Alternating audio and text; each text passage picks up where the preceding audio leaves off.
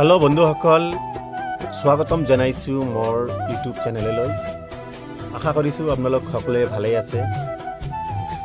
আজি এই ভিডিঅ'ত কেইটামান কথা আপোনালোকক শ্বেয়াৰ কৰিব বিচাৰিছো।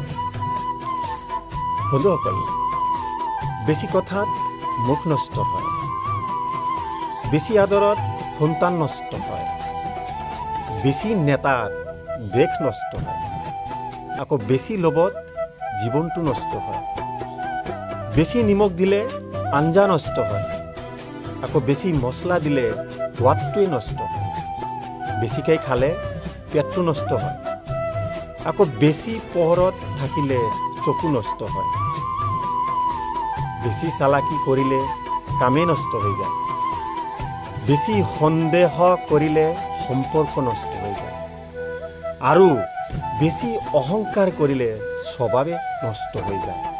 গতিকে এই কেইটা কথাত আমি সকলোৱে ধ্যান দিব লাগে আৰু নিজে বাচি থাকিব লাগে, শান্তিত থাকিব লাগে।